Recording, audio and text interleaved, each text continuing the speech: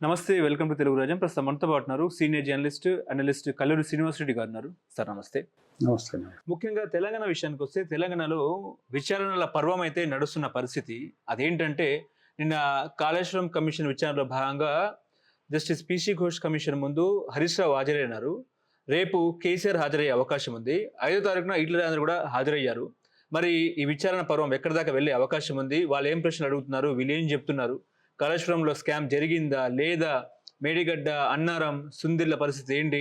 నీళ్లు ఉన్నాయా? ఆ బ్యారేజ్ ఎట్లా కుంగింది అనేది ప్రశ్నలు. ఏం చెప్తారు సార్? ఈ ఘోష్ కమిషన్ ముందు ఇప్పటికీ మీరు అన్నట్టు రాజేందర్ పోయి వచ్చిండ్రు, హరీష్ రావు నిన్న పోయిండ్రు, రేపు కేసీఆర్ పోవాల్సి ఉంది. కాబట్టి ఇక్కడ కేసీఆర్ దాదాపు ఇప్పటికీ ఇద్దరు పోయి వచ్చారు కాబట్టి వాళ్ళ ఫీడ్బ్యాక్ కూడా బహుశా కేసీఆర్ తీసుకునే ఉంటాడని నేను అనుకుంటున్నా. వాళ్ళని ఏమడిగారు ఏంటి, స్వతహాగా కేసీఆర్కు ఉన్న అదేంటి అనుభవం అయితే మనకు తెలిసింది. ఇప్పుడు ఆ ఘోష్ కమిషన్ ముందు పోయి నిజంగానే నిజాలు చెప్తాడా కేసీఆర్, నిజంగానే అందులో జరిగిన పొరపాట్లను కాకుండా ఇతరత్ర మాట్లాడతాడా అనేది మన అందరికి తెలిసిందే. దర్యాప్తు కమిషన్ ముందు పోయి కేసీఆర్ ఏం చెప్తాడు అనేది మనం ఎప్పుడే అనుకోవచ్చు. సో ఇక్కడ ఎప్పుడే కానీ నిందితుడు నిజాలు చెప్పే అవకాశాలు సహజంగానే ఉండయి. ఆయన బాధితుడే అనుకుంటా. ఎలా బాధితుడు ఆయన బాధితుడేం కాదు. ఇప్పుడు ఈ కమిషన్ దృష్టిలో మాత్రం కేసీఆర్ ప్రభుత్వము నిందితులే కదా. మంత్రులు కానీ ముఖ్యమంత్రి కానీ ఆరోపణలు వాళ్ళ మీదనే వచ్చినాయి. అయితే ఇక్కడ ఈ ఘోష్ కమిషన్ అనేది టెక్నికల్ ఫాట్ల కోసం వేసినటువంటి కమిషనే తప్ప కరప్షన్ మీదనో ఇతరత్ర కాదు. అయితే ఈ కమిషన్ ఏం చూస్తుంది, అసలు ఆ మేడిగడ్డ పిల్లర్స్ ఎట్లా కుంగినాయి అనే దగ్గరనే కదా కథ స్టార్ట్ అయింది. దాని విషయంలోనే ఇప్పుడు ఈ కమిషన్ దర్యాప్తు చేస్తుంది. ఇందులోమి అవినీతి విషయాలు ఏమి ఉండవు. టెక్నికల్గా నిజంగానే కేసీఆర్ ఒక ముఖ్యమంత్రిగా గతంలో చాలాసార్లు చెప్పింది మీరు కూడా వినే ఉంటారు. ఆయన ఏం చెప్పిండంటే అంతా నేనే ఒక పెద్ద ఇంజనీర్గా పనిచేస్తున్న పరిస్థితి ఉంది అనేది స్వతహాగా అతనే చెప్పుకున్న పరిస్థితులు ఉన్నాయి. కాబట్టి ఈ కాళేశ్వరం నిర్మాణం విషయంలో, ఈ 3 బ్యారేజ్ల నిర్మాణం విషయంలో కేసీఆర్ ఇన్వాల్వ్మెంటే ఎక్కువ కనపడుతుంది. సరే ఇంజనీర్లు డిజైన్ ఇవ్వచ్చు, లేదంటే వ్యాప్కోస్ సంస్థ డిపిఆర్ ఇవ్వచ్చు, అవన్నీ ఎవరి కనుసన్నల్లో జరిగినాయి? కేసీఆర్ కనుసన్నల్లో డిపిఆర్ తయారు చేసిందా వ్యాప్కోస్ సంస్థ? నిజంగానే సహజంగానే తయారు చేసిస్తే దాని ప్రకారం జరిగిందా? దానిలో కేసీఆర్ ఇన్వాల్వ్మెంట్ ఉందా? అక్కడ కాదు ఇక్కడ, ఇక్కడ కాదు అక్కడ అని అలా ఏమైనా చెప్పిండా కేసీఆర్ అనేది మనకు చాలా కాలం నుంచి ఉన్న అనుమానం. ఈ విషయాల్లో ఘోష్ కమిషన్ ముందు కేసీఆర్ ఏం చెప్తాడు అనేది ఇంట్రెస్టింగ్. ఏం చెప్పినా నా ఇన్వాల్వ్మెంట్ ఏం లేదు, అంతా ఇంజనీర్లే చూసుకున్నారని నిన్న హరీష్ రావు మాట్లాడింది కదా. జస్ట్ లైక్గానే కేసీఆర్ కూడా రేపు కమిషన్ ముందు పోయి అదే చెప్తాడు. ఏం చెప్తాడు? అంతా ఇంజనీర్లు చూసుకున్నారని నా ఇన్వాల్వ్మెంట్ ఏం లేదు అలా సహజంగానే ఆ రకంగా చెప్పే అవకాశం ఉంటుంది. కాబట్టి అందులో నిజం ఎంత ఉంది, అబద్ధం ఎంత ఉంది అని మనం ఆ కాళేశ్వరం ప్రారంభమైన రోజు నుంచి చూస్తే నిజంగానే కేసీఆర్ ఇన్వాల్వ్మెంట్ ఉన్నది అని మనకు అనిపిస్తుంది. ఎందుకంటే ఒకటి గమనించాలి. ఇప్పుడు ఆ డిపిఆర్ ఇచ్చిన సంస్థ ఏదైతే ఉందో వ్యాప్కోస్, గతంలో ప్రాణహిత చెవెళ్ళ నిర్మాణానికి దాని డిజైన్ ఇచ్చింది కూడా ఇదే సంస్థ, వ్యాప్కోస్ సంస్థ. అదెప్పుడు? రాజశేఖర రెడ్డి కాలంలో. అదే ఏది ప్రాణహిత చెవెళ్లకు ఆ డిజైన్ ఇచ్చింది వ్యాప్కోస్ సంస్థలే. అదే వ్యాప్కోస్ సంస్థ ఆ డిజైన్ను మార్చి కేసీఆర్ చెప్పినట్టుగా ఈ డిజైన్ ఇచ్చింది కానీ మనం ఎందుకు అనుకోకూడదు? ఇప్పుడు ఇంకోటి వ్యాప్కోస్ సంస్థ అనేది ప్రైవేట్ సంస్థనే, కాకపోతే కేంద్ర ప్రభుత్వ గుర్తింపు ఉంటుంది దానికి. వ్యాప్కోస్ ఏ డిజైన్ ఇచ్చినా, ఏ డిపిఆర్ ఇచ్చినా దాన్ని కేంద్రం ఆమోదిస్తుంటుంది జనరల్గా, కానీ ప్రైవేట్ సంస్థనే, అంటే ప్రభుత్వ గుర్తింపు ఉన్న సంస్థ. అటువంటి సంస్థ రాజశేఖర రెడ్డి పీరియడ్లో ఒక రకంగా డిజైన్ ఇవ్వడం, ఇప్పుడు కేసీఆర్ వచ్చినాక ఆ డిజైన్నే పూర్తిగా మార్చి రివర్స్ పంపింగ్గా మార్చడం, ఒకటే సంస్థ అట్లా ఇవ్వగలుగుతుందా? మొదటిది తప్పు, రెండోది కరెక్టు. ఆ మొదటిది ఇచ్చింది కూడా అదే సంస్థ, రెండోది ఇచ్చింది కూడా అదే సంస్థ. కాబట్టి ఇక్కడ కేసీఆర్ ప్రెషర్ ఏమైనా ఉన్నదా డిపిఆర్ తయారులో, నిర్మాణం చేయడం, డిపిఆర్ తయారు చేయడంలో వ్యాప్కోస్ సంస్థ మీద? ఎందుకంటే ఇప్పుడు వ్యాప్కోస్ సంస్థ అధినేత కూడా ఇప్పుడు జైల్లో ఉన్నాడు.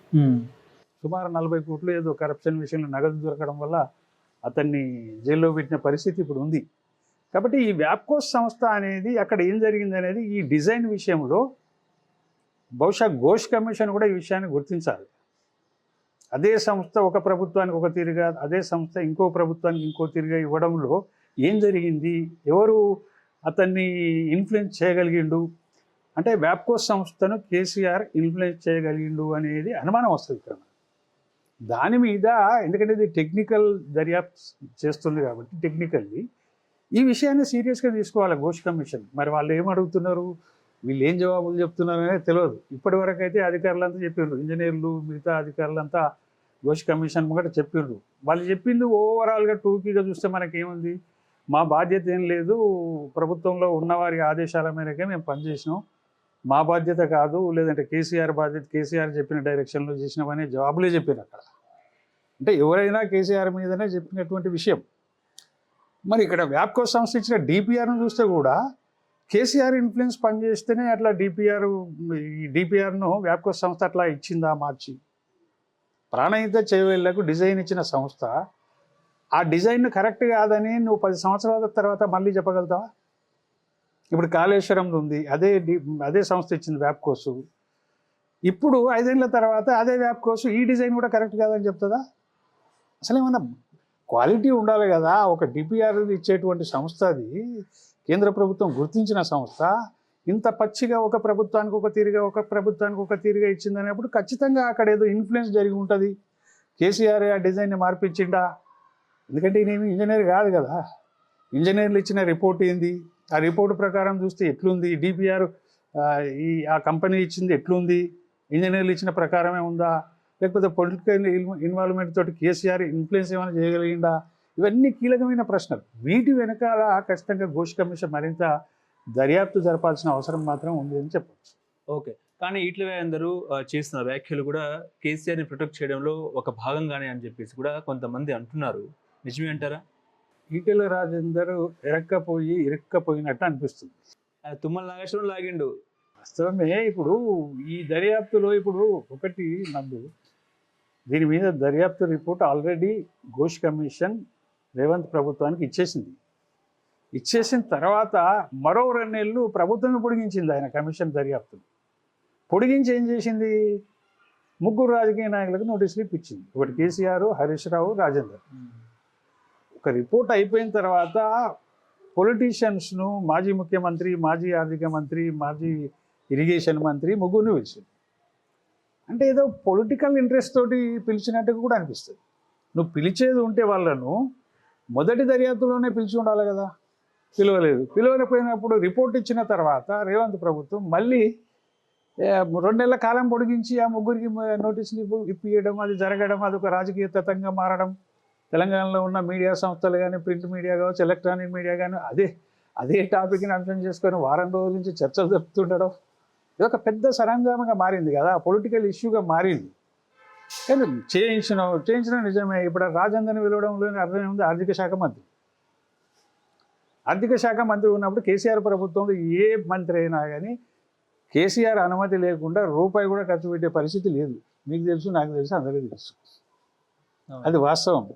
హరీష్ రావు ఇరిగేషన్ మంత్రి మేనలుడు. మరి ఆయన ఒక టర్మ్లోనే ఉన్నాడు ఇరిగేషన్ మంత్రి. ఆయన ఏం చేసాడో తెలియదు. సరే, పిలవడం అడగడం మంచిదే. వీళ్ళ ద్వారా తెలుసుకున్న తర్వాత ఈ టెక్నికల్ ఫాల్ట్స్ను ఎవరిని దోషిగా తెలుస్తుంది ఘోష్ కమిషన్? అధికారులనా, ఇంజనీర్లనా, లేకపోతే రాజకీయ నాయకులనా? ఎవరిని తెలుస్తుంది? ఒకటి నందు, ఇక్కడ మనం గమనించాలి ఏంటంటే, జనరల్గా ప్రభుత్వాల్లో ఏ భారీ పని జరిగినా, ఏ భారీ ఇన్వెస్ట్మెంట్ ఉన్నా మంత్రులు సంతకాలు పెట్టరు. ఉన్నతాధికారి ఐఏఎస్లు, ఐపీఎస్లు వాళ్ళు ఎవరైతే ఉంటారో వాళ్ళే అప్రూవల్ చేస్తారు. అయితే ఇక్కడ ఏంటంటే వాళ్ళు ఎట్లా చేస్తారు, చట్టపరంగా ఉందా లేదా అని వాళ్ళు చూస్తారు. వాళ్ళకి తెలియదని కాదు. చట్టపరంగా లేనప్పుడు అదే ముఖ్యమంత్రి చెప్పినట్టుగా, సార్ ఇది చట్టపరంగా లేదు అని చెప్పాలి. వాళ్ళు డిపిఆర్ ప్రకారం లేదో, చట్టపరంగా లేదో, ఇంకేదో కారణం ఉన్నప్పుడు చెప్పాలి. చెప్పే ధైర్యం చేయరు ఇప్పుడున్న అధికారులు. ఎందుకంటే వాళ్ళకు కూడా కొంత లాలూచి ఉంటుంది. ఇప్పుడు మంత్రికి ఉండే లాలూచీలో వీళ్ళు కూడా లాలూచీలో పడిపోయినప్పుడు జరుగుతున్న సంఘటనలు. అయితే ఇప్పుడు ఘోష్ కమిషన్ ఏం చేస్తుంది రిపోర్ట్లో, నీకు సాక్ష్యం ఎక్కడ దొరకదు, కేసీఆర్ సంతకం ఉండదు, హరీష్ రావు సంతకం ఉండదు, రాజేందర్ సంతకం ఉండదు. ఎవరి ఉంటాయండి సంతకాలు? అధికారులే ఉంటాయి కదా. అధికారులనే దోషిగా తెలిసే పనికి జరుగుతుంది. కానీ రాజకీయ నాయకుల మీద వచ్చిన ఆరోపణలకు సంబంధించి ఈ కమిషన్ మాత్రం ఆ టెక్నికల్ పార్ట్ల విషయంలో ఎవరిని పట్టుకునే పరిస్థితి లేదు. ఇదంతా డ్రామా కదా. ఇప్పుడు కేసీఆర్ని పిలవడం, హరీష్ రావుని పిలవడం, రాజేందర్ని పిలవడం, ఏం జరుగుతుందండి? అసలు ఫ్యాక్ట్ ఏంటంటే అప్రూవల్ దగ్గర వాళ్ళ సంతకాలే కనపడవు. ఎప్పుడు కంపల్సరీ ఆ ఐఏఎస్ ఐపీఎస్ ఉన్నతాధికారి లేదు సార్ చట్టపరంగా లేదు, మీరు సంతకం పెడితే నేను సంతకం పెడతా అని చెప్పాలి. వాళ్ళు మీరు సంతకం పెట్టిస్తే నేను పెడతా, మీరు బాధ్యులు కానీ నేను కాదని చెప్తాడు. మీరు చెప్పినట్టే జరగాలంటే. అట్లా వీళ్ళు అంటున్నారా అంటే లాలూచికి లొంగిపోయి అనలేదు. అందుకని అధికారుల దగ్గర చూడండి 100 కోట్ల ఆస్తులు దొరుకుతున్నాయి. అవును, విజిలెన్స్ దర్యాప్తులలో విజిలెన్స్ వాళ్ళు కూడా 37 మంది అధికారుల మీద గవర్నమెంట్ క్రిమినల్ కేసులు పెట్టారు. 100,000 కోట్ల ఆస్తులు వాళ్ళ దగ్గరనే ఉన్నాయంటే ఈ మాజీ ముఖ్యమంత్రి ఈ ఇరిగేషన్ మంత్రి దగ్గర ఎంత ఉండాలి మరి? అట్లా అనుమానం వస్తుంది కదా జనరల్గా. అధికారుల దగ్గరనే అంత డబ్బు దొరికినప్పుడు అప్పుడున్న ముఖ్యమంత్రి దగ్గరనో మంత్రి దగ్గరనో ఎంత ఉంటుందని ప్రజలు ఊహించుకోలేరు కదా, ఊహించుకుంటారు కదా ఎంత ఉందనేది. కాబట్టి ఇది టెక్నికల్ దర్యాప్తులో వస్తున్న విషయాలు. వాస్తవంగా రేవంత్ ప్రభుత్వం కాళేశ్వరంలో జరిగిన అవినీతి మీద జరిపితే చాలా విషయాలు ఇంకా బయటకు వస్తాయి. అవినీతి ఏంది? ఇప్పుడు 3 బ్యారేజీలు మాత్రమే ఎల్ఎన్టీ కట్టింది. ఇప్పుడు జరుగుతున్నది ఆ 3 బ్యారేజీల మీద మాత్రమే. మల్లన్న సాగర్ కాదు, కొండపోచమ్మ కాదు, కాలువలు కాదు, టన్నెళ్ళు కాదు, 3 బ్యారేజీలు అనుకో. టెక్నికల్గా ఏం జరిగింది, సాంకేతిక లోపాలు ఏమున్నాయి, నిర్లక్ష్యం ఎక్కడుంది, అధికారులు ఇంజనీర్లు అసలు వ్యాప్కో సంస్థ ఎట్లా ఇచ్చింది, వీళ్ళు ఎట్లా కట్టిండ్రు, ఇవన్నీ ఉన్నాయి అలా. సరే వాళ్ళకి రిపోర్ట్ ఇస్తుండొచ్చు, దాంతో మనకు ఒక విషయం తెలుస్తుంది. కానీ రాజకీయ అవినీతి విషయంలో అధికారుల విషయాలు బయటకు వచ్చినాయి. నేను చెప్పిన ఇప్పుడు ముఖ్యమంత్రి డిపిఆర్ మీద సంతకం ఆయన పెట్టకపోవచ్చు, చీఫ్ ఇంజనీర్ పెట్టవచ్చు. ఇప్పుడు సాక్ష్యం అధికారులు దొరుకుతాడు కానీ ముఖ్యమంత్రి ఎందుకు దొరుకుతాడు? అటువంటి పరిస్థితులు ఉన్నాయి. కాబట్టి అధికారులే బలి కాబోతారు. నిజంగానే ఈ దర్యాప్తు మీద చర్యలు తీసుకుంటే కాళేశ్వరం ప్రాజెక్టులో పనిచేసిన ఇంజనీర్లు కానీ అధికారులే చాలా మేరకు బాధ్యులు అవుతారు, వాళ్ళే దోషులుగా తేలే అవకాశం ఉంటుంది. కానీ కేసీఆర్ హరీష్ రావు తేలే పరిస్థితి ఏడుంది? ఈ విషయం రేవంత్ రెడ్డికి తెలియదని మనం అనుకుందామా? ఏంది పొలిటికల్ డ్రామా? నువ్వు వాళ్ళని పట్టాలనుకున్నప్పుడు ఖచ్చితంగా ఈ 3 బ్యారేజీలు కాక మిగతా కాళేశ్వరం మీద నువ్వు దర్యాప్తు జరిపితే చాలా మేరకు అవినీతి విషయం బయటకు వచ్చే అవకాశం. ఎందుకంటే ఈ 3 బ్యారేజీలు కాక మిగతాది సంపౌజులు, పంప్ హౌజులు, కాలువలు, టన్నెళ్ళు, కేసీఆర్ ఫామ్ హౌస్ దాకా కాలువ, వీటన్నిటినీ నిర్మాణం చేసింది ఎవరంటే మెగా కృష్ణారెడ్డి. ఆ మెగా కృష్ణారెడ్డి కంపెనీ చేసిన కాళేశ్వరం మీద దర్యాప్తు లేదు. ఎల్ఎన్టీ కట్టిన 3 బ్యారేజీల మీద దర్యాప్తు చేస్తూ పొలిటికల్ డ్రామా నడుస్తుంది. మన కవిత కూడా ఇదే ప్రశ్న అడిగింది, నాన్నకు మీరు నోటీసులు ఇచ్చారు, మెగా కృష్ణారెడ్డికి ఎందుకు ఇవ్వలేదని చెప్పి. ఇప్పుడు మెగా కృష్ణారెడ్డి అంటే అందరి దేవుడు, అన్ని పార్టీలకు అన్నట్టుగా మనకు వినపడుతుంది. అందరి వారిలాగా కనపడుతున్నారు. కాబట్టి ఏ పార్టీ కూడా ఈ విషయాన్ని ప్రశ్నిస్తలేదు. మీరు చూడండి, బీజేపీ కావచ్చు, కాంగ్రెస్ కావచ్చు, ఇంకే అదర్ పార్టీ కావచ్చు, ఈ మిగతా కాళేశ్వరం మీద దర్యాప్తు ఎందుకు జరపడం లేదు, ఖాళీ బ్యారేజీల మీదనే మాత్రం జరిపి పొలిటికల్ మైలేజ్ కోసం ఎందుకు చేస్తున్నారు, మరి ఈ అవినీతి విషయం ఎట్లా తేలుతుంది కాళేశ్వరంలో అని బీజేపీ అడుగుతున్నదండి? అడుగుతలేదు. కాంగ్రెస్లో ఉన్న వాళ్ళు వాళ్ళే దర్యాప్తు చేస్తున్నారు కాబట్టి వాళ్ళ పార్టీ ఎవరిని అడగదు. నిందితులు కేసీఆర్ ఫ్యామిలీ కాబట్టి వాళ్ళు కూడా అడగరు. అడగాల్సింది బీజేపీ. వాస్తవంగా వాళ్ళకి ఏది అంటలేదు ముట్టలేదు అని అనుకున్నప్పుడు అడగాల్సింది వాళ్ళు. అడుగుతలేరు అంటే ఆ పార్టీలో ఉన్న నాయకులకు కూడా ఇది అంటి ఉంటుంది. ఆ మెగా కృష్ణారెడ్డి బంధుత్వం అంటి ఉంటుంది. అంటి ఉండకపోతే వాళ్ళు ఎందుకు అడగరండి? నిజాయితీగా బీజేపీ ఖచ్చితంగా నిలదీయాల్సిన అంశం ఇది. ఇప్పుడు నువ్వు ఇదే ఘోష్ కమిషన్ను 3 బ్యారేజీలే కాక దీంతో పాటు మిగతా కాళేశ్వరం నిర్మాణాన్ని కూడా ఆ దర్యాప్తుకు అప్పగించండి అని ఎవరు చేయాలి? బీజేపీ చేయాలి. అవినీతి అని పట్టుకున్నాము. తెలంగాణ ప్రజలందరికీ తెలుసు మెగా కృష్ణారెడ్డి ఎవరు అని. అంత ప్రచారం జరిగింది అవినీతి విషయంలో. ఫలానా కాంట్రాక్టరు ఆయననే అన్ని పార్టీలకు అందరి నాయకులకు ముఠ చెప్పినట్టుంది, అందుకనే ఎవరు మాట్లాడతలేరు అన్నది కామన్ పీపుల్ నోట్లో కూడా ఉంది. ఇప్పుడు దాని మీద దర్యాప్తు రేవంత్ రెడ్డి ఎందుకు చేస్తలేదండి? ఎందుకు చేస్తలేవని బీజేపీ ఎందుకు అడుగుతలేదండి? ఇక ఇంతకు మించి తెలంగాణకు జరిగిన అనర్థం ఇంకోటి ఉండదు. కాబట్టి దర్యాప్తులు అనేవి కంటి తుడుపు, పొలిటికల్ మైలేజీలు, నేను తిట్టినట్టు చేస్తా, నువ్వు ఏడ్చినట్టు చెయ్యి, ఇదే తతంగం నడిచిన ఆ రిపోర్ట్ వచ్చేంత వరకు అదే జరుగుతుంటుంది. ఇప్పుడు ఈటెల రాజేందర్ బీఆర్ఎస్ మాజీ మంత్రిగా హాజరయ్యారా లేకపోతే బీజేపీ ఎంపీగా హాజరయ్యారా అన్నదే చర్చ. ఏం చెప్తారు సార్? అంటే ఆయన ఇప్పుడైతే ప్రజెంట్లీ బీజేపీ ఎంపీ, మాజీ ఆర్థిక మంత్రి. బీజేపీ కూడా అంటుకుంది కదా కాళేశ్వరం మరక. BJP అది వేరే వర్షన్. రాజేందర్ వల్ల అంటుకుందని నేను అనుకోను. ఇతరత్ర బీజేపీకి అంటుకోవచ్చు, కానీ బోన్లో బీజేపీ నిలిచింది కదా sir. No no no no ఆయన బీఆర్ఎస్ ఆర్థిక మంత్రిగా ఉన్నాడు కాబట్టి పిలవచ్చు. ఆయన క్లియర్గా చెప్పిండు కొన్ని విషయాలు. అసలు కార్పొరేషన్కు ఫైనాన్స్ మినిస్ట్రీకి ఎలాంటి ఉండదు కాబట్టి దానికి నాకు ఇన్వాల్వ్మెంట్ ఉండదు. ఆర్థిక మంత్రిగా నేను కార్పొరేషన్ శాంక్షన్ చేయొచ్చు, కానీ లావాదేవీల విషయంలో ఆర్థిక శాఖకు దానికి కార్పొరేషన్ సంబంధం ఉండదు అని ఒక క్లారిటీ ఇచ్చింది. కాకపోతే కొన్ని విషయాలు ఎక్స్ట్రా చెప్పిండు. ఎందుకో రాజేందర్ నాకు కూడా అర్థం కాలే. బయటకు వచ్చిన తర్వాత సరే లోపల ఏం మాట్లాడిండో, బయటకు వచ్చిన తర్వాత ఆయన ఈ క్యాబినెట్ సబ్ కమిటీ అప్రూవల్ చేసింది కాళేశ్వరాన్ని, ఫలానప్పుడు దాని అంచనా ఇంత ఉండే, ఫలానా తర్వాత 36,000 కోట్లు అయింది, దాని తర్వాత దీనివల్ల 70,000 కోట్లు అయింది అని ఇట్లా లెక్కలు చెప్పుకుంటూ వచ్చాడు. అది చెప్పాల్సిన అవసరం ఈయనకు లేదు. కొన్ని కార్పొరేషన్ తోటే సంబంధం లేకుండా ఒక ఆర్థిక మంత్రిగా కొనసాగిన కేసీఆర్ ప్రభుత్వంలో. అటువంటిప్పటికి ఈ వివరాలని నువ్వు చెప్పాల్సిన అవసరం ఏముంది? అది ఒక రకంగా కేసీఆర్ను కాళేశ్వరాన్ని ప్రొటెక్ట్ చేస్తున్నట్టే లెక్కను, అంటే కాపాడుతున్న ధోరణి కనపడదు. లాస్ట్లో అన్నాడు, అదే ప్రెస్ మీట్లో ఏమన్నాడు లాస్ట్లో, ఇవన్నిటి కర్త కర్మ క్రియ కేసీఆర్ మాత్రమే అని అన్నావు. ఆ ఒక్క సెంటెన్సే లాస్ట్లో అన్నావు, మిగతాదంతా ఆయనకు సమర్థిస్తూ చెప్పినట్టే కనపడ్డది. ఏంది రాజేందర్ వ్యూ, అది ఏంది అతనికున్న అభిప్రాయం ఏంది అర్థం కాలే. అట్లా కొంత బ్లేమ్ కూడా అవుతున్నాడు రాజేందర్. ఖచ్చితంగా రాజేందర్ బ్లేమ్ అవుతున్నాడు. నిజానికి బీజేపీ రాష్ట్ర అధ్యక్షుడు కావాల్సినటువంటి ఆస్పిరెంట్ ఆయన. అటువంటి ఆస్పిరెంట్ ఉన్నవాడు ఇంత పొలిటికల్గా డ్యామేజ్ చేసుకోవడం నాకు కూడా మంచిగా అనిపించలే. ఎందుకంటే నీకు రేపో ఎల్లుండో నెలకో 6 నెలలకో నువ్వు ఒక రాష్ట్ర బీజేపీ అధ్యక్షుడు కాబోయేవాడు ఈ రకంగా మాట్లాడితే రేపు నీకు అధ్యక్ష పదవి వస్తుందా రాదా అనే అనుమానం కూడా వస్తుంది. ఆ పార్టీ అంతేమీ సత్యహరిశ్చంద్ర పార్టీకి ఏం పనిచేస్తలేదులే కాళేశ్వరం విషయంలో. అట్లానే తీసుకోవచ్చు, తీసుకోకపోవచ్చు, కానీ జనం దృష్టిలో ఆయనకు ఒక క్యాపబిలిటీ, బీజేపీ అధ్యక్షుడు కాగలుగుతాడు, ఈయన బీజేపీని బాగానే నడపగలుగుతాడు అనే ఒక అభిప్రాయం ప్రజల్లో ఏదైతే ఉండేనో అది మొన్నటి మన ఈ కమిషన్ ముంగడ మాట్లాడిన తీరు, దాని తర్వాత బయటకు వచ్చిన మాట్లాడే తీరు చూస్తే ప్రజలకు అభిప్రాయం వెళ్ళిపోతుంది.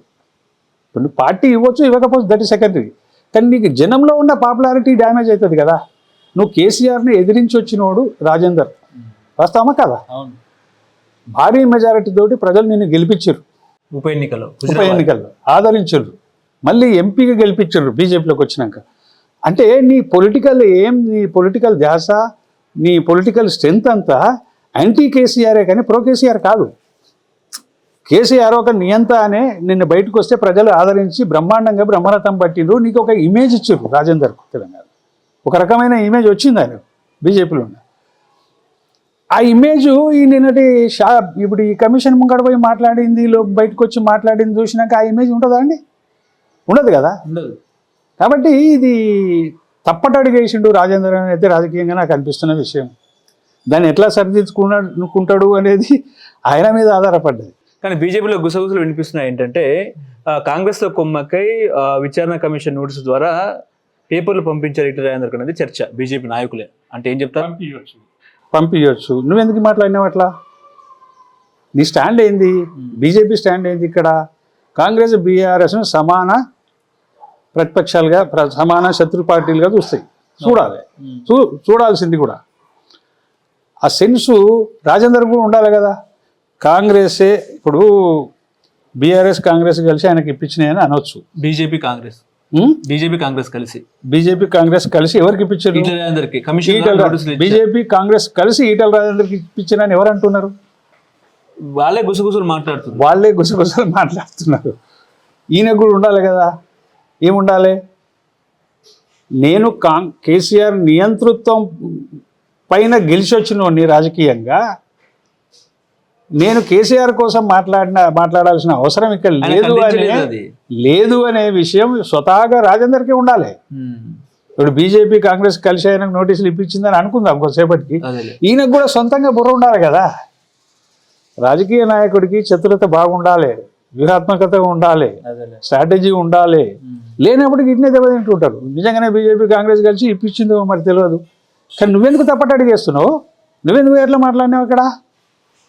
రేపు అధ్యక్ష పదవి కూడా వచ్చే అవకాశం అదే నేను అనేది. ఆయనకు మంచి ఆపర్చునిటీ రాబోయే కాలంలో వస్తున్నప్పుడు ఇటువంటి విషయాలలో ఏదో బీఆర్ఎస్ను కేసీఆర్ని వెనకేసుకొచ్చినట్టుగా నీ కామెంట్స్ కనపడ్డప్పుడు ఎవరైనా అనుమానపడతారు. అది నీ పొలిటికల్ కెరీర్కు దెబ్బ. ఎందుకంటే నువ్వు ఒక పెద్ద ఆపర్చునిటీని అందుకోబోతున్నటువంటి సమయం. ఆ సమయంలో ఈ మాటలు మాట్లాడి నువ్వు జనం దృష్టిలో తగ్గిపోవడం మంచిది కాదు. బీజేపీ దృష్టిలో ఎట్లుందో మనకు తెలియదు. ఎందుకంటే బీజేపీ ఏమి సుధపూస కాదు. ఇప్పుడు జాతీయ నాయకత్వం కూడా అనేక పర్మిషన్లు కాళేశ్వరంకి ఇచ్చింది కూడా కేంద్రమే. ఆ రోజు వాళ్ళకి కనపడలేదా? సిడబ్ల్యూసీ కూడా ఇచ్చింది కదా సార్. అన్నీ ఇచ్చిండ్రు. ఎవరు ఇచ్చిండ్రు? బీజేపీ, కేంద్ర బీజేపీ ఇచ్చింది. తర్వాత అమిత్ షా కానీ మోడీ కానీ తెలంగాణ టూర్లో ఏమన్నారు? కాళేశ్వరం ఏటీఎం పనిగా అన్నారు. అంటే వాళ్ళు చేస్తున్న దానికి చెప్తున్న దానికి ఎలాంటి పొంతన లేని పరిస్థితి కేంద్రంలోనే ఉంది. కేసీఆర్ విషయంలో డబుల్ గేమ్ కనపడ్డాయి. ఇవాళ రేవంత్ది కూడా అంత డబుల్ గేమే అవుతుంది. ఓవరాల్గా అన్ని పార్టీలు మెగా కృష్ణారెడ్డికి బంధువులే అనేది మనకు నిరూపణ అవుతుంది. అంతకుమించి మనం చెప్పేది ఏం లేదన్న. ఇప్పుడు గత ప్రభుత్వ హయాంలో ఫోన్ ట్యాపింగ్ వ్యవహారంలో నిన్న దాదాపుగా 15 నెలల తర్వాత ఎస్ఐబి మాజీ చీఫ్ ప్రభాకర్ రావు విచారణకు హాజరయ్యారు. మళ్ళీ రేపు కూడా విచారణకు హాజరయ్యే అవకాశం ఉన్నట్టు మనకు వార్తలు వస్తున్న పరిస్థితి ఏంటి సార్? ఈ ఎస్ఐబి వ్యవహారంలో ప్రభుత్వం కీలకంగా ముందుకు వెళ్తుంది అంటే ఏం చెప్తారు? రేవంత్ ప్రభుత్వం ఫోన్ ట్యాపింగ్ ఇప్పుడు ఆయన చాలా కాలం నుంచి రెడ్ కార్నర్ నోటీసులు వచ్చినా కానీ రాని పరిస్థితి. మనం అక్కడ ఏం చేసిండు అనేది తెలియదు. ఆయనకు ఆరోగ్యం బాగలేదని అమెరికాలో ఉన్నాడు ఏడాదిన్నర నుంచి. సరే, ఆ నోటీసులో ఈ నోటీసులో కొంత పని చేయొచ్చు, ఒత్తిడి పెరగవచ్చు, లేకపోతే పోక తప్పదు అని ఒక నిర్ణయానికి ఆయనే వచ్చిండు బహుశా. మొత్తం మీద వచ్చిండు. ఆయన కూడా పోయి ఇప్పుడు అదేంటి పోలీస్ రిపోర్ట్ అనుకుంటాను నేను. అది పోలీస్ రిపోర్ట్లో ఆయన చెప్పింది ఏందో తెలియదు. ఇంకా మళ్ళీ వీళ్ళ దగ్గరికి కూడా పోవాలి కదా, వేరే ఇంకోటి ఏదో శాఖ ఉన్నది, వాళ్ళ దగ్గర కూడా పోవాల్సిన అవసరం ఉంది. ఇవన్నీ జరుగుతుంటాయి. ఫోన్ ట్యాపింగ్ విషయంలో కీలక పాత్రధారి ప్రభాకర్ రావు అనేది ప్రభుత్వం చెప్తుంది, మనకు కూడా అర్థమవుతుంది. ఇప్పుడు అందరినీ ప్రణీత్ రావును ఇతరత్ర అందరినీ విచారణ చేశారు. వాళ్ళందరూ ఈయన పేరే చెప్పారు, ప్రభాకర్ రావు పేరే చెప్పాడు. ఇప్పుడు ప్రభాకర్ రావు ఏం చెప్తుందంటే నా పైన ఉన్న వాళ్ళు బాధ్యులు కానీ వాళ్ళని కాదని నన్ను ఎట్లా దోషినంటారు అన్నట్టుగా ఈయన మాట్లాడుతుంది. ఈయన పైన ఉన్న వాళ్ళు ఎవరండి? ముఖ్యమంత్రి కేసీఆర్ ఉన్నాడు కానీ ఇంకెవరున్నారు చెప్పండి? అంతే కదా. ఈయన ఏదో శాఖ కన్నా డిఐజీ కదా, పోలీస్ శాఖలో ఒకదానికి ఈయన డిఐజీ, కమ్యూనికేషన్స్ ఇంటెలిజెన్స్ దానికి. ఇంటెలిజెన్స్ అంతా డీజీపీ కంటే ముఖ్యమంత్రి ఎక్కువ టచ్లో ఉంటాడు జనరల్గా. అప్పుడు ఉన్న ముఖ్యమంత్రి కేసీఆర్. మీ టీమును తయారు చేసిందే కేసీఆర్ అనేది రాజకీయంగా ఆరోపణ, కాంగ్రెస్ది కానీ బీజేపీది కానీ. వాళ్ళు అదే చెప్తున్నారు.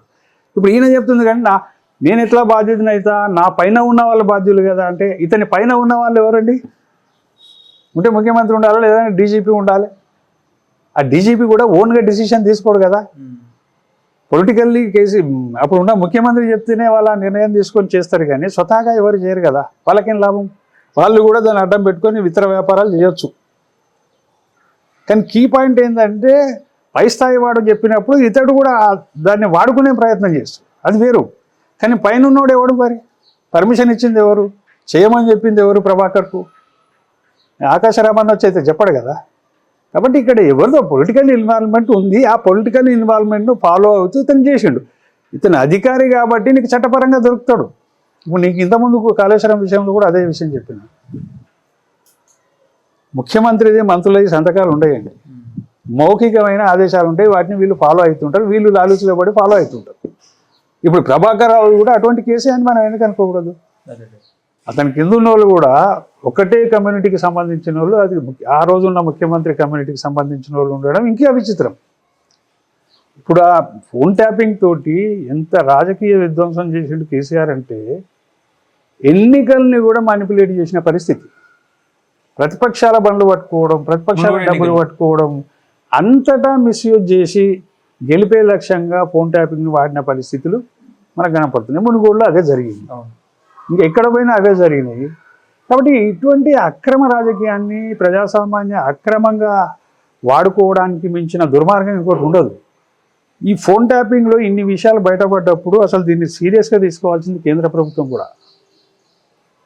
ఇదేదో రేవంత్ ప్రభుత్వం తీసుకొని పొలిటికల్ డ్రామాలు ఆడితే అయిపోయేది కాదు. ఇది దేశ భద్రతకు సంబంధించిన అంశం కూడా. ఇది ఏదో తెలంగాణలో కేసీఆర్ ఫ్యామిలీ కోసం వాడిందే కావచ్చు, తన రాజకీయం కోసం వాడిందే కావచ్చు, రేపు ఇంకో దాన్ని కూడా వాడతాడు అతను. ఇంటర్నల్ సెక్యూరిటీ మీద కూడా వాడే అవకాశం ఉంది.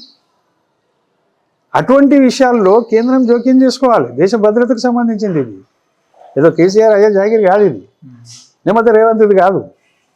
దేశం సెక్యూరిటీ ముఖ్యం. నువ్వు ఫోన్ ట్యాపింగ్ చేసినావు అంటే నువ్వు ఏదైనా చేయగలుగుతావు కదా. రేపు మొన్న ఏమైందండి, ఆపరేషన్ సింధూర్ జరిగిందా? మన దగ్గర నుంచి ఎంతమంది దొరికిండ్రు? అవును. ఈయన ఈ ఫోన్ ట్యాపింగ్ చేస్తుంటే అటువంటి దుర్మార్గులు, దేశద్రోహులు దాంతో తయారు కారని మీరు ఎట్లా అనుకుంటారు? కాబట్టి మోడీ దేశభక్తి గురించి బాగానే మాట్లాడతాడు, కానీ కేసీఆర్ చేసిన ఇటువంటి లంగ పనుల మీద మోడీ స్పందించాలి కదండి. కేంద్రం ఎందుకు ఉందండి? మనం కేంద్రాన్ని ఎందుకు పెట్టుకున్నాం? రాష్ట్రాలను ఇష్టారాజ్యానికి వదిలేయడానికా? కాదే. వాళ్ళు ఇష్టారాజ్యం చేస్తున్నప్పుడు కంట్రోల్ చేసి నీ చేతులకు తీసుకొని నువ్వు చేయాలి, దాన్ని సరిదిద్దాల్సిన బాధ్యత కేంద్ర ప్రభుత్వాన్ని. అటువంటి చట్టాలు నీకు రాజ్యాంగంలో లేవా? ఎందుకు ఇన్వాల్వ్ కారండి? రాజకీయ అవసరాలు ఉంటే తప్ప ఇంకో దానికి ముచ్చట పట్టించుకోదా బీజేపీ? ఇదేం దేశభక్తి అండి? సో ఇది చాలా సీరియస్ మ్యాటర్ ఫోన్ ట్యాపింగ్ అనేది. అదేదో ఘర్కా మామలా, మీ ఇల్లు నీకు నాకు జరిగిన విషయమే అన్నట్టుగా దానికి ఒక బిల్డప్ ఇస్తున్నారు. నేను దానికే పరిమితం గాను. చట్టాలను, ఎన్నికలను అన్నింటినీ ప్రభావితం చేసిన దుర్మార్గుడు కేసీఆర్. తెలంగాణ రాజకీయ వ్యవస్థను భ్రష్టు పట్టించింది. ప్రతి వాడిని మురికిలో కుంగదీసినటువంటి పరిస్థితి.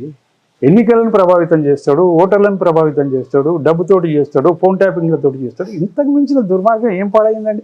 అయినా నేను ఓడగొట్టారు కదా జనాలు. It is very serious matter. Okay.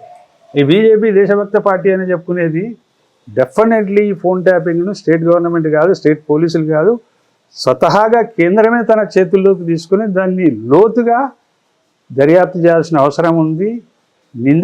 దోషులు ఎవరో పట్టి శిక్షించాల్సిన అవసరం ఉంది. లేదంటే ఇది ఒక అలుసుగా మారి ప్రతి రాష్ట్రంలో ఎటువంటి పనులే ముఖ్యమంత్రులు చేస్తూ పోతుంటే దేశానికి ఉన్న సెక్యూరిటీ ఏందో ఒకసారి మొదలు ఆలోచించాలి. ఆపరేషన్ సింధూర్ దాకా పోయినాం, ఈ దాని గురించి మనం పట్టించుకుంటలేము దేశంలో అంటే నాకు విచిత్రంగా కనపడుతుంది. ఇప్పుడు ఎట్టకేలకు కాంగ్రెస్ ప్రభుత్వము కేబినెట్ కూర్పు జరిపిన పరిస్థితి. దాదాపుగా 3 మంత్రులు ప్రమాణ స్వీకారం చేశారు. కానీ ఇక్కడ ముఖ్యంగా ఏంటంటే రాజగోపాల్ రెడ్డి, సుదర్శన్ రెడ్డి, మల్రెడ్డి, రంగారెడ్డిలు కొంచెం అసంతృప్తిగా ఉన్నారు. రాజగోపాల్ రెడ్డి అయితే ఫోన్ స్విచ్ ఆఫ్ చేసుకున్నట్టు కూడా మనకు వార్తలు వస్తున్న పరిస్థితి.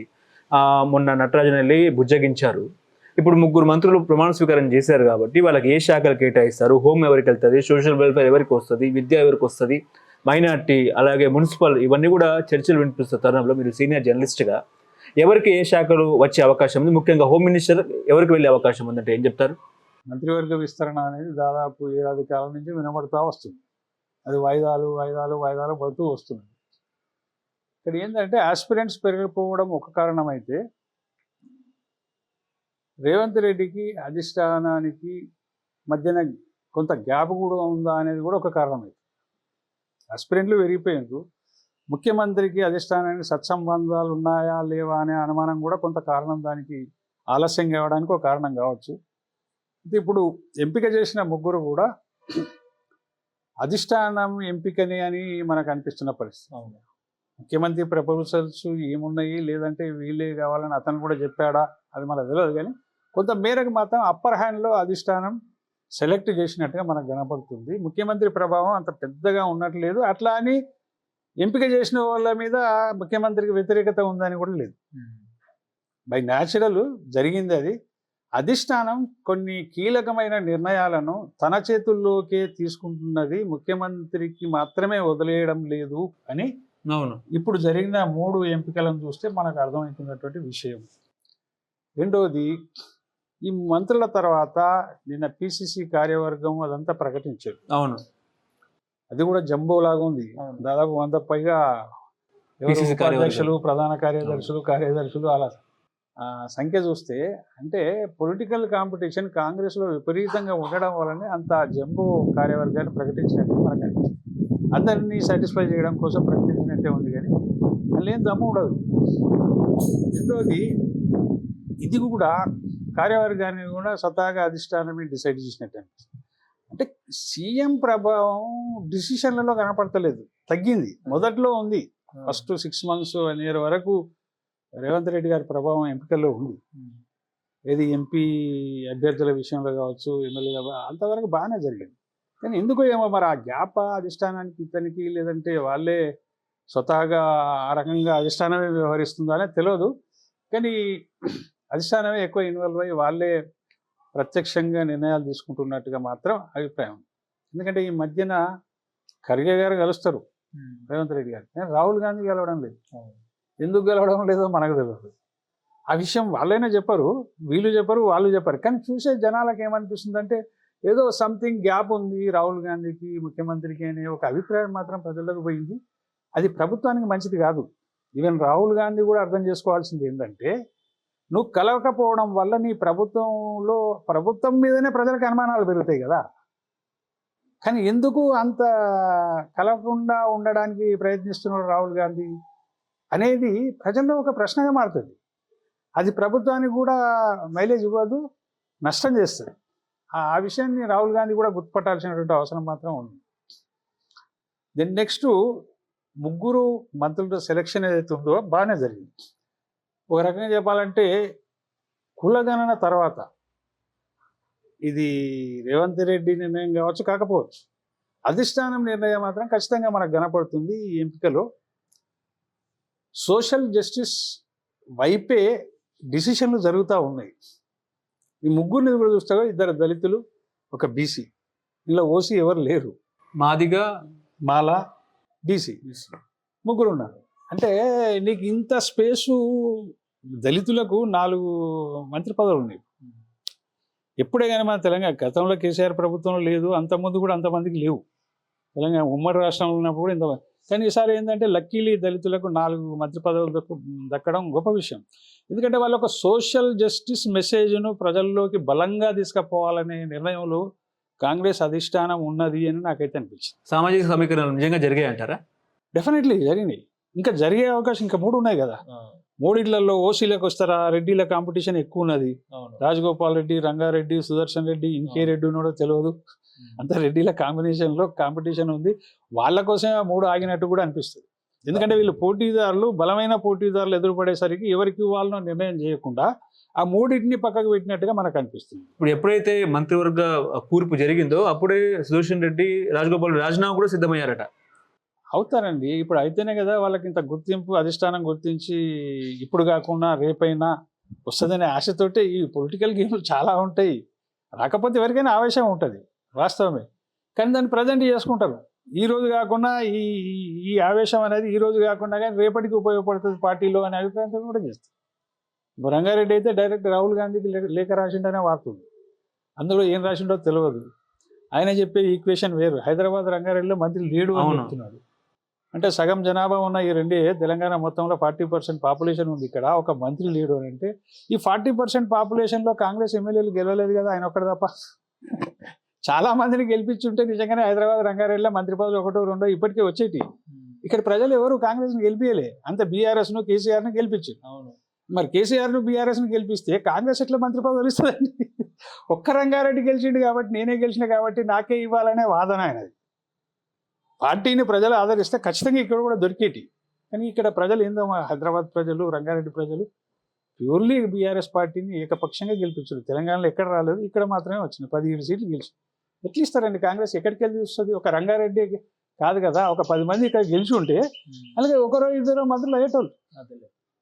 బ్యాడ్ లక్ ఏంటంటే ఇక్కడ జనాలు గెలిపేది, అది దొరకలేదు. సరే, రంగారెడ్డి చెప్పే దాంట్లో వాస్తవం ఉంది. పార్టీ ఇంప్రూవ్ కావాలంటే ఎవరో ఒకరు మంత్రి ఇక్కడ ఉండాలి.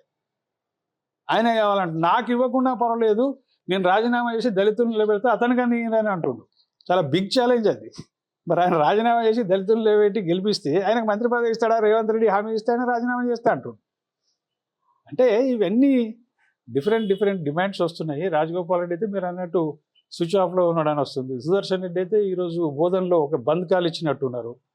అంటే ఇది చిలికి ఏదో వాళ్ళ ఎక్స్పోజరు అధిష్టానం దాకా పోయే రకంగా రాని వాళ్ళంతా ఆస్పిరెంట్స్ ఆ రకంగా ప్రవర్తిస్తున్నారు అనేది చెప్పుకోవచ్చు మనం. హోమ్ ఎవరికి వచ్చే అవకాశం ఉందంటారు మీ అంచనా ప్రకారం? సీఎం దగ్గరే ఉంటే అవకాశం ఉందా?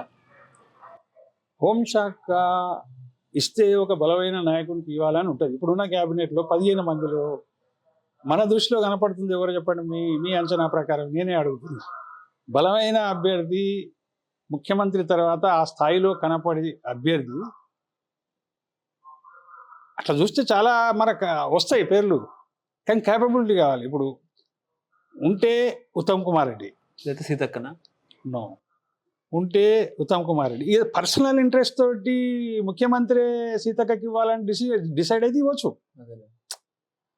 ఉంటే ఉత్తమ్ కుమార్ రెడ్డి, లేదంటే వివేక్, ఇద్దరిలో ఎవరికో ఒకరికి హోంశాఖ ఇవ్వాలి.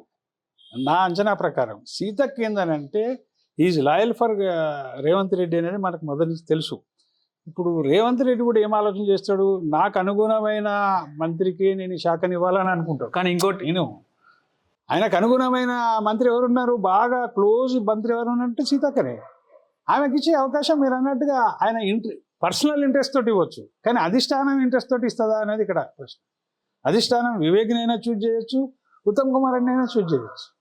అట్లా ఇప్పుడున్న మంత్రుల శాఖలు మార్చే అవకాశం కూడా ఉందంటారా? బహుశా ఉన్నదనే ఢిల్లీలో ముఖ్యమంత్రి రేవంత్ రెడ్డి అక్కడ మీట్ అవుతున్నట్టు తెలుస్తుంది. నేను రాత్రి నుంచి ఈ రోజు కూడా అదే మీటింగ్ ఉన్నట్టుంది. బహుశా మార్చొచ్చు, చాలా మంది మారొచ్చు, కొందరు మారకపోవచ్చు, కానీ చాలా మంది మారే అవకాశం కూడా ఉంది. ఎందుకంటే 1.5 year పర్ఫార్మెన్స్ ప్రతి మంత్రికి అదొక కులమానం అవుతుంది. కొంత మరీ బ్యాడ్గా ఎవరైనా కనపడితే వాళ్ళ శాఖ మార్చే అవకాశం ఉంది, ఇంకే శాఖని ఇచ్చే అవకాశం ఉంటుంది. కొండా సురేఖను బర్తరఫ్ చేసే అవకాశం ఉందా? 100% ఉండదు నా దృష్టిలో. ఎందుకు ఉండదు? ఆమెకున్న క్వాలిటీస్, క్యాపబిలిటీ కాంగ్రెస్కి అవసరం. ఇప్పుడు ఆమె ఎక్కడో నోరు జారింది కాబట్టినే పార్టీకి పనికిరాదని అనుకునే పరిస్థితి లేదు. She most senior minister in Congress. ఆమంత సీనియర్ మంత్రి ఇంకో లేరు, మీకు తెలుసో లేదు. వైఎస్ రాజశేఖర రెడ్డి కాలం నుంచి కేబినెట్ మంత్రి ఆమె. దాని తర్వాత మళ్ళీ ఇప్పుడు ఆమెకున్న సీనియారిటీ ఎవరికున్నది లేదు. ఒకటి పొలిటికల్ బ్యాక్గ్రౌండ్ కూడా చాలా స్ట్రెంత్ అని ఉంది. ఆమె భర్త కూడా చాలా సీనియరే. జనంలో ఎవరి మద్దతు లేకుండా ఒంటరిగా గెలిచొచ్చేంత రాజకీయ స్థాయి ఉంది ఆ ఫ్యామిలీ. అటువంటి వాళ్ళని పక్కకు పెట్టి పార్టీకి నష్టం చేసుకుంటుంది పార్టీ అనేది నేను అనుకోను. ఆమె మాట్లాడింది తప్పే కావచ్చు, దాన్ని ఆమె సరిదిద్దుకుంది, క్షమాపణలు చెప్పింది, అక్కడికి మమ అనిపించవచ్చు. బ్యాడ్ రికార్డు ఉన్నా కానీ ఆమె తొలగించే సాహసం కాంగ్రెస్ చెయ్యదు అనేదేమో నాకు నమ్మకం. ఇప్పుడు ఏపీ విషయానికి వస్తే ఏపీలో ముఖ్యంగా రాజధాని మీదనే చర్చ జరుగుతున్న పరిస్థితి. ఇంకో విధంగా ఏంటంటే పుండి మీద కారం చెల్లినట్టు నిన్న సాక్షి డిబేట్లో కొమ్మినేని శ్రీనివాస్ అదేవిధంగా కృష్ణంరాజు మధ్య డిబేట్ జరిగితే కృష్ణంరాజు అది రాజధాని కాదు, అది వేశ్యల రాజధాని అని చెప్పేసి ఒక కామెంట్ ఇచ్చాడు. గతంలో చంద్రబాబు ఏమన్నారంటే అది దేవతల రాజధాని అని చెప్పేసి చెప్తే దానికి కౌంటర్ ఇస్తూ అది వేశ్యల రాజధాని అని చెప్పేసి కృష్ణంరాజు మాట్లాడితే ఆంధ్ర రాష్ట్రం మొత్తం బగ్గుమన్న పరిస్థితి. నిన్న కొమ్మినేని శ్రీనివాస్ గారిని అరెస్ట్ చేసి స్టేషన్కి తీసుకెళ్లారు. అసలు ఏం జరుగుతుంది ఏంటి అంటే ఏం చెప్తారు? ఇప్పుడు ఈ మాట అన్నది కొమ్మినేని శ్రీనివాసరావా లేకపోతే కృష్ణంరాజు అన్నారు. కొమ్మినేని శ్రీనివాసరావు మీద ఎందుకు కేసు అయినట్టు? యాంకర్గా ఉన్నందుకు మాత్రమేనా? అవును. కృష్ణంరాజు మీద కూడా కేసు బుక్ అయింది కదా, ఆయన కూడా అరెస్ట్ చేశారా? పరారులో ఉన్నాడు. ఇద్దరి మీద కేసు బుక్ అయింది, యాంకర్ మీద. కాకపోతే ఒకటి నందు, ఇక్కడ మనం దేనికి దానికి మాట్లాడాలి.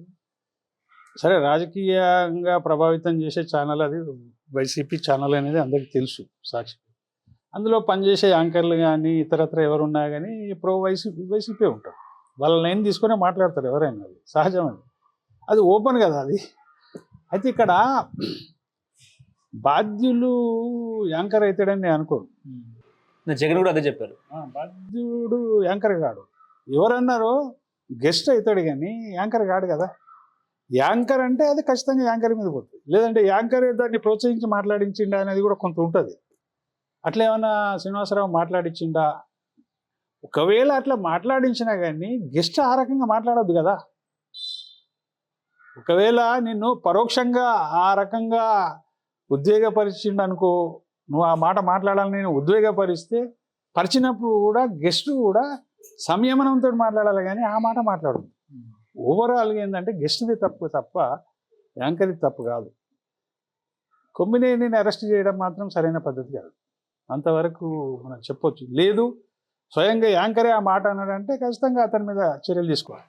అతని మాటని ప్రోత్సహించినాడు అనేది ప్రోత్సహించడం వేరు, అనడం వేరు. ప్రోత్సహించినాం అనుకో, అనేవాడికి కూడా బుద్ధి ఉండాలి కదా. ప్రోత్సహించిన వాడిది పొరపాటు అనుకుందాం, అనేవాడిది అని కామన్ సెన్స్ ఉండాలి కదా, ఆ మాట అనొచ్చా అనొద్దా. ప్రోత్సహించాడంటే రోజుకు 10 సార్లు 10 రకాలుగా యాంకర్లు మాట్లాడతారు. ఇప్పుడు నువ్వే నాతో మాట్లాడుతున్నావు, నీ ఇంటెన్షన్ తోటి నువ్వు మాట్లాడుతుంటావు, కానీ నీ ఇంటెన్షన్ బట్టి కాదు, నాకున్న ఒపీనియన్ చెప్తా కదా. గెస్ట్ కూడా ఆ రకంగా చెప్పాలి, ఒకరు ప్రేరేపించిందని చెప్తే అది సరైన పద్ధతి కాదు. యాంకర్ ప్రేరేపించిన దానికి సాక్ష్యం ఉంటుందండి, అట్లా ఏమైనా ఉందా, అట్లా కనపడ్డదా శ్రీనివాసరావు అట్లా మాట్లాడినట్టుగా. నేను అనుకున్న కొమ్మినేని అరెస్ట్ చేయడం మాత్రం కరెక్ట్, సరైన పద్ధతి కాదు. కాకపోతే ఎవరైతే ఆ మాట అన్నారో, గెస్ట్ ఎవరైతే ఉన్నారో అతని మీద చర్యలు తీసుకోవాలి, కేసు చేయాలి, అది కరెక్ట్ అవుతుంది. కానీ అనవసరంగా ఈరోజు ఈ యాంకర్ మీద చేసిన రేపు ఇంకో ప్రభుత్వం వస్తుంది, నీకు ప్రో ఉన్న ఛానల్లో యాంకర్ మాట్లాడకుండా అవతల గెస్ట్ మాట్లాడితే ఆ యాంకర్ మీద కూడా కేసు పెడతావా. ఇది ఎక్కడికి ఎక్కడికి ఉంటుంది, ఇది అంత ఉండదు కదా. కాబట్టి మీడియా అనేది కొన్ని పొలిటికల్ పార్టీలు, ఛానళ్ళు, టీవీలు, పత్రికలు పెట్టుకోవడం వల్ల ఇటువంటి సమస్యలు వస్తున్నాయి. ఇప్పుడు అది పర్టికులర్లీ ఆంధ్రప్రదేశ్లో, తెలంగాణలో లేదు చూడండి. మరి తెలంగాణలో కాస్త సభ్యత, సంస్కారం ఉందండి. మీడియాకైనా ఆ పార్టీ నాయకులు పాలకులకైనా వాళ్ళు మాట్లాడేది ఇంత లజ్జాకరమైన మాటలు ఎవరు మాట్లాడారు. ఆయన వేగంగా వేశ్య అన్నాడు సార్, రాజధాని వేశ్యత పోల్చాడు. అదే కదా, అది పెద్ద పదము, అది దాన్ని క్షమించడానికి పదం, అది దాన్ని ఎవరైనా కానీ ఖండించాల్సిందే. కాకపోతే ఆంధ్రప్రదేశ్లో ఏంది నందు, ఇక్కడ ఇండివిజువల్ పాలిటిక్స్ ఎక్కువ, ఫిలాసఫికల్ పార్టీలు లేవు అక్కడ, ఆ పాలిటిక్సే లేవు అక్కడ. వ్యక్తులు, పర్సన్స్, ఇతడు అతన్ని తిట్టడం, అతడు ఇతన్ని తిట్టడం, మీడియా కూడా పేర్లతో సహా ప్రస్తావించుకుంటూ చెప్పడం, పార్టీ పేరు ఎవరిని తెలియదు అసలేనే. ఓసారి ఆంధ్ర టీవీలలో వార్తలు కానీ డిబేట్లు కానీ చూసినప్పుడు నాకేమనిపిస్తుంది అంటే, ఫలానా ఆయన నాని ఈయన అని చెప్తుంటారు, అసలు ఆయన ఏ పార్టీ నాకే తెలియదు. అంటే పార్టీల ప్రియారిటీ కాదు, పర్సన్స్ ప్రియారిటీ విపరీతం. పర్సన్స్ డామినేషన్ ఎక్కువ. పర్సన్స్ డామినేషన్ పెరిగినప్పుడు ఇటువంటి ఈ పైత్యపు మాటలు, అదేంటి అశ్లీల పదాలు విపరీతంగా వాడకం ఆంధ్రప్రదేశ్ రాజకీయాల్లో జరుగుతుంటాయి. అదే మన తెలంగాణలో జరగవు. నువ్వు ఎవరైనా కానీ సమయంతో మాట్లాడతారు తప్ప ఇటువంటి అశ్లీల పదాలు మన దగ్గర అయితే వాడరు. అది ప్రత్యేకంగా ఆంధ్రప్రదేశ్ రాజకీయాల్లోనే మనకు ఎక్కువ కనిపిస్తుంటుంది. కానీ దురదృష్టం, ఎందుకంటే అక్కడ ఫిలాసఫికల్ పార్టీలు లేవు, కుటుంబాల పార్టీలు ఉన్నాయి. 2 కుటుంబాలది, ఒకటి జగన్ది, ఒకటి చంద్రబాబుది. వ్యక్తులు, కుటుంబాల ఆధారంగా రాజకీయ పార్టీలు నడుస్తుంటే ఇటువంటి గబ్బు రాజకీయాలు రాకపోతే ఏమొస్తాయండి. అసలు నీకు ఇంకో ఇంట్రెస్టింగ్ సబ్జెక్ట్ ఏంటంటే, ఆపరేషన్ సింధూర్ జరుగుతున్న 3 రోజులలో చూస్తే ఆంధ్ర టీవీలలో ఆంధ్ర వార్తలు కనపడుతున్నాయి, కానీ దేశం ఎటు పోతుందో వాళ్ళకి పడతలేదు. ఫలానా ఆయన ఈయన తిట్టిండు, ఆదినారాయణ రెడ్డి ఆయన తిట్టిండు, దేవినేని నాని ఈయన తిట్టిండు, అతన్ని తిట్టిండు. ఇది తప్ప అక్కడ ప్రజలకు పడుతుందా లేదా నాకు తెలియదు, కానీ మీడియా మాత్రం దేశాన్నే మర్చిపోతుంది. అది మొత్తం ఆంధ్రప్రదేశ్లో ఎవరు ఏం పార్టీ, రోజా ఏమన్నది, ఇంకొక ఆమె హోమ్ మినిస్టర్ ఉంది కదా, ఆమె వాళ్ళు ఏ పార్టీలో కూడా మనం గుర్తుపట్టాము. అంటే ఇంత విచ్చలవిడి రాజకీయం, దేశం పట్టని రాజకీయం, వ్యక్తుల రాజకీయం, తిట్ల పురాణం రాకపోతే ఏమొస్తాయండి. ఆడ ఏం పాడైంది అక్కడ? వస్తే జగను, లేదంటే చంద్రబాబు. ఏం రాజకీయం అది? ఎవరిని బతికించడానికి అది? పరిపాలించండి రా బాబు అంటే ఒకడేమో వేషల రాజధాని, ఇంకోటేమో సంజల రాజధాని, ఇంకోటేమో శంకరాచార్య అని మాట్లాడుతున్నారు సార్. అక్కడ దానికి అంతే లేదు. నీకు ఆంధ్ర రాజకీయాలు, ఆంధ్ర సోషల్ మీడియా చూస్తే అసలు మనం చూడలేము, అది అంత ఘోరంగా ఉంటుంది. అక్కడ ఈ ప్రాంతీయ పార్టీలను నాశనం చేస్తే తప్ప ఆ కల్చర్ పోదు అక్కడ. ప్రాంతీయ పార్టీలను ఏడున్నాయండి, జాతీయ పార్టీలు 2, బీజేపీ, కాంగ్రెస్ అడుక్కునే పార్టీలుగా తయారైనాయి. ఒకడు చంద్రబాబును అడుక్కునే పరిస్థితి, ఇంకోడు జగన్ అడదామంటే ఆయన చెల్లెనే దానికి అధ్యక్షురాలైంది. కనీసం 2 జాతీయ పార్టీలు కొద్దిగా బలంగా ఉంటే ఇంత చండాలం రాజకీయాలు రావు, పెరిగాయి. ఎందుకు పడైనాయి అవి? రీజనల్ పార్టీ ఏం ఉద్ధరిస్తున్నాయి? అప్పులు చేసి కూర్చున్నాయి, లేవలేని పరిస్థితుల్లో రాష్ట్రం అయింది. ఆయన ఒక 5 సంవత్సరాలు చేసిపోయిండు, ఈయన 5 సంవత్సరాలు చేసిపోయిండు, ఈయన మళ్ళీ 5 సంవత్సరాలకు వచ్చిండు. ఏముందంటే చెప్పు ఉంది, ఆ తిట్లు, పురాణాలు, ఆ వ్యక్తులు, అదేంటి తిట్టుకోవడాలు, గదే రాజకీయం తప్ప ఆడ ఏమీ లేదండి. అసలు విధ్వంసం అవుతుంది ఆంధ్రప్రదేశ్. ఆ ఉమ్మడి రాష్ట్రం ఉన్నప్పుడన్నా అంతో ఇంతో ఈ తెలంగాణలో అట్లా లేకుండే కాబట్టి ఇంత గలీజ్ కల్చర్ లేకుండా, ఇప్పుడైతే విపరీతం అయిపోయింది ఆ రాష్ట్రం వేరేనా. చాలా పెరిగిపోయింది. అది మంచి పరిణామం కాదు. రెడ్ బుక్ కొమ్మిది దాకా వచ్చింది అనుకోవచ్చా?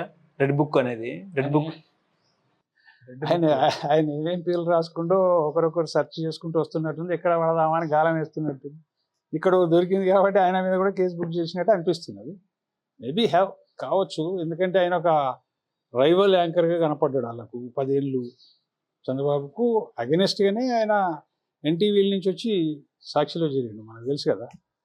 కాబట్టి క్యాస్ట్ కూడా కమ్మనే ఆయన చంద్రబాబు క్యాస్ట్.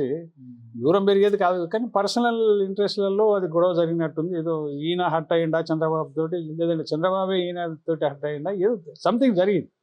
ఇట్లా దూరం పెరిగింది. ఆయన ఎదుటి పక్షంలోకి పోయిండు, ఎదుటి శిబిరంలోకి పోయిండు, సాక్షిలోకి పోయిండు, కంటిన్యూ అవుతున్నాడు. యాంకర్గా బాగానే పనిచేస్తాడు. కాకపోతే ఆయన ఒక పార్టీ ఛానల్ కాబట్టి ఆ పార్టీ లైన్లో మాట్లాడక తప్ప. జగన్ మాట్లాడిచ్చిండని అందరూ అనుకుంటున్నారు. జగన్ మాట్లాడి ఇవ్వకుండా కానీ అనుకుంటారు. జగన్ ఏం మాట్లాడిచ్చిండ, అది ఆంధ్ర రాజకీయం అట్నే మాట్లాడుతుంది. జగన్ వచ్చి చెవులో చెప్తాడా కానీ, అంటే లైన్ తెలుసు కాబట్టి అత్యుత్సాహంతో మాట్లాడతారు. కమ్యూనిటీగా తిట్టకపోవచ్చు, అసలుగా మాట్లాడకపోవచ్చు. వైసీపీ లైన్లో మాట్లాడతాడు కదండి. ఇప్పుడు ఆయన చెప్పకుండా ఆయన వైసీపీ నాయకుడిగానే కనపడతాడు జనాలకు.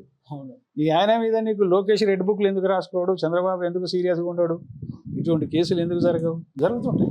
సాక్షి మీద చర్యలు చేపట్టే అవకాశం ఉందా? భారతిరెడ్డిని యజమానిగా భారతిరెడ్డి నోటీసులు ఆమె కూడా, ఎందుకంటే రెస్పాన్స్ పర్సన్ అది. దాని సీఈఓనా అదేంటి ఎండి అనా ఉన్నప్పుడు ఆ ఛానల్ మీద ఖచ్చితంగా నోటీసులు ఇవ్వచ్చు, దానికి జవాబు చెప్పాల్సిన అవసరం ఉంటుంది. జవాబు సరైనది చెప్పనప్పుడు క్రిమినల్ కేసు కూడా బుక్ అయ్యే అవకాశం ఉంటుంది. చట్టపరంగా ఎదుర్కోవాల్సి వస్తుంది. ఇటువంటి మాట వల్ల ఖచ్చితంగా అది నోటీసులు దాకా పోతుంది. దానికి జవాబు చెప్పుకోవాల్సింది యాజమాన్యం ఉంటుంది. లైసెన్స్ రద్దు చేసే అవకాశం ఉందంటారా సాక్షి? కేసు సీరియస్ని బట్టి ఉంటుంది. అంత ఈజీ కాదు రద్దు చేయడం. అది గెస్ట్ అన్న మాట కానీ యాజమాన్యమో మేనేజ్మెంటో యాంకరు అన్న మాట కాదు కాబట్టి అంతవరకు పోకపోవచ్చు. కాకపోతే క్షమాపణలో లేదంటే మా ఛానల్ ద్వారా మాట్లాడింది కాబట్టి వారి తరఫున మేము కూడా క్షమాపణ చెప్తున్నామని ఏదో ఒకటి రిప్లై ఇచ్చుకోవాల్సిన పరిస్థితి అయితే ఉంటుంది. యాజమాన్యానికి ఖచ్చితంగా ఉంటుంది. హలో, తెలుగు రాజ్యం ఛానల్ చూస్తున్నారా? సామాజిక, రాజకీయ, జీవన చిత్రణే తెలుగు రాజ్యం. అతిశయోక్తులు, అసత్యాలు ఉండవు. రాజకీయ కోణం కాదు, ప్రజా కోణమే కొలబద్ద. తెలుగు రాజ్యం వీక్షణ మీ ఉత్తమ అభిరుచికి నిదర్శనం.